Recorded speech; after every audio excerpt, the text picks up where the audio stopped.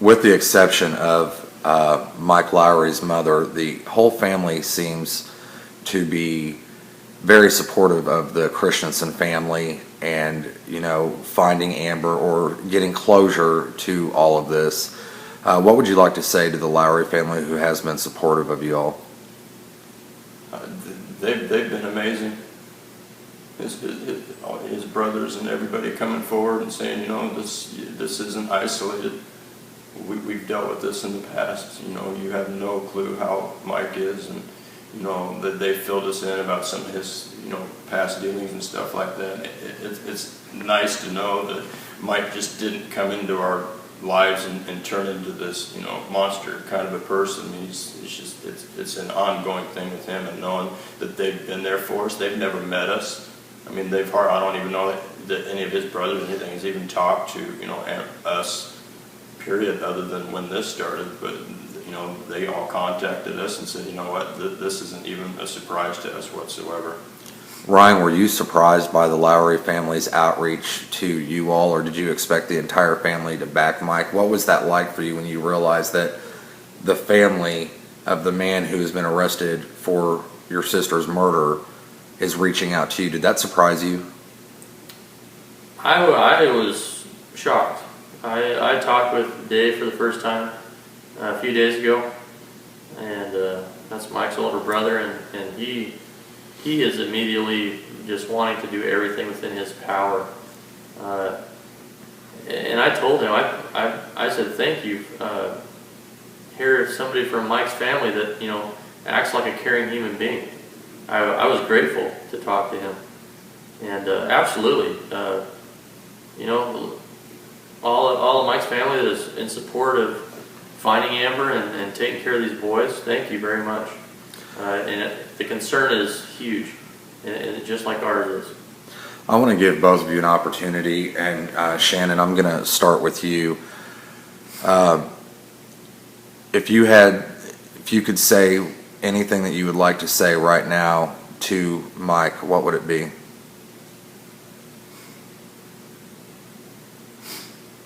That's a tough one.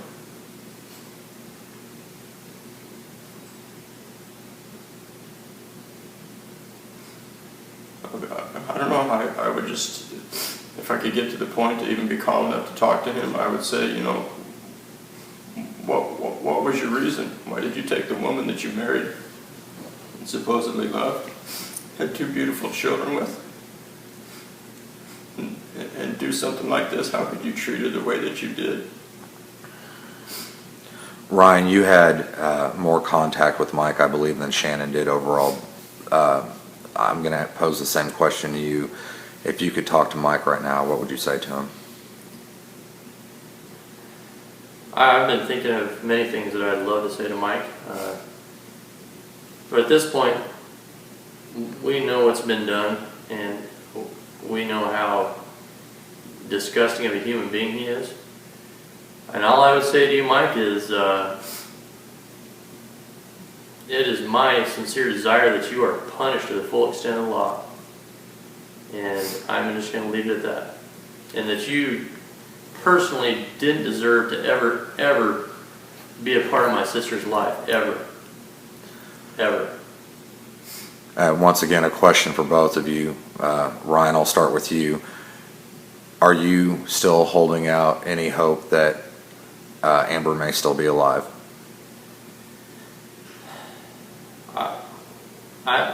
Everything's leading to that conclusion is no. Of course, until they come forward and say absolutely 100%, I'm not going to. Well, you know what? I know how I feel, and I feel she's gone. Shannon? I feel the same way. I felt that, since we were told that there, were remains on the property, I had kind of held out hope. It was a distant hope based on what we know about Mike and his threats and stuff, but after they told us that there were remains on the property, I'm confident in the fact that it's going to end up being Amber. You all have both been in contact with law enforcement, and we understand that the remains have been sent to the University of North Texas. Did law enforcement give you any indication as to how long it may be before there's a final determination if they are Amber's remains? They haven't given us an exact time frame. Of course, we asked that real critical question, and the same answer is that this is top priority, and we're doing everything to speed this. But at that same thing, they need accuracy, and everything needs to be done perfectly. And I have full confidence in the law enforcement that's involved. And at the same point, while we're talking about that, everybody that has stayed up all day and night, you dispatchers that have been involved with this, anybody inside Comanche County Sheriff's Office, Texas Rangers, everybody that has been a critical part of this, thank you so much for all your hard work that you're doing and have done and will continue to do on this case, so that we can get to the bottom of this. And the end result is that those boys are safe and that justice will be served. On the Finding Amber Lowery Facebook page, that page is less than 10 days old and already has over 5,000 likes on it. And those aren't just Brown County, Comanche County, the state of Texas. It's nationwide. And a lot of people have been, saying, very positive remarks and lifting up prayers to you and your family. What would you like to say to all those folks that have been following this story and trying to keep up on how y'all are doing? You haven't seen much of my wife, but she has been critical on this. I asked her to personally take care of handling the exposure on Facebook, and she has been outstanding in this. All of you that have seen everything on there that's been done, you can understand why I married a woman. She is incredible. There's a reason why there's so many likes and everybody's involved in this, because the depth of people that love Amber, first of all, is the motivating factor. I'm sure you could probably hunt this whole planet and wouldn't find a person that didn't like my sister. And there's a lot of compassion out there, a lot of people that love her, people that have been involved in her life in one shape or form. There's a general loss in their hearts. I guarantee that when people found out, at whatever capacity they knew Amber, they found out that this was going on and that she has died in this manner, they probably skipped some heartbeats and there was sorrow immediately. There's 5 siblings that came from your, 5 siblings. Ryan, you in Arizona, Shannon, you in Nevada, Mickey and Amber, obviously Texas, and then Mitchell in Arkansas. And for our readers that are unaware, Ryan is actually in town right now settling his parents' estate who died in a car accident back in April.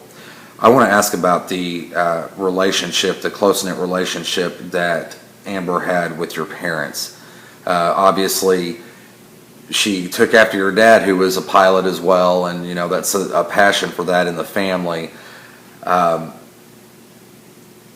How difficult did she take it when your parents died? Because Mike had said to anybody that would listen that part of the issues, in his words, why she took off is because she was depressed over your parents' death. Can you respond to that?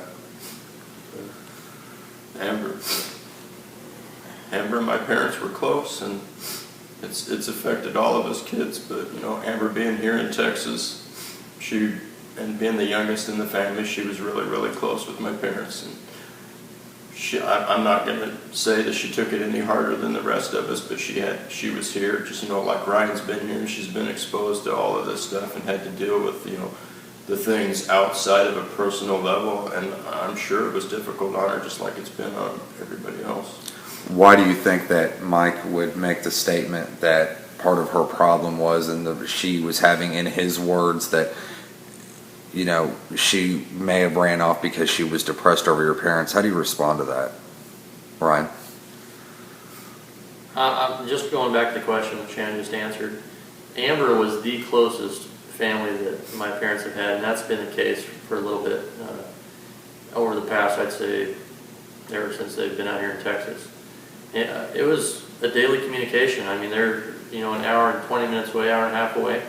It was a big part of their life, my mom's life, talking about what Amber's doing, when are the kids coming over, and she was by far, as my parents, the last little part of their lives, she was by far the closest out of all us because she had daily interaction. So I wanted to answer that question. I'm sorry, what was your next question? I'm going to move on because we were discussing family. I want to move on and ask about how her sons are doing. We know that they're 5 years and 5 months. We discussed that earlier when we discussed the incident in the parking lot. How are the boys doing right now? I've had several phone calls and talked with Child Protective Services and the people in that department that are directly involved with the boys. I've been told that Dalton and Brantley are doing very well. They're in a good environment, and they've assured me that they want the best for the boys. I feel that in my heart, and at this point, Amber being gone, I have an obligation to her and a passion because she personally asked me to take care of the boys after the last time Mike threatened her the day of my parents' funeral. Later on, she asked me and said, "Ryan, I have something I need to ask you." Kind of pulled me aside and said, "If anything happens to me, will you and Megan raise my boys, and will you take care of my kids?" And I said, "Absolutely, Amber." So that's our priority right now. Care of those boys, and we're in constant communication. And I don't want to disclose any more than I need to about the boys for their safety. But absolutely, that's the most thing. That's Amber's legacy.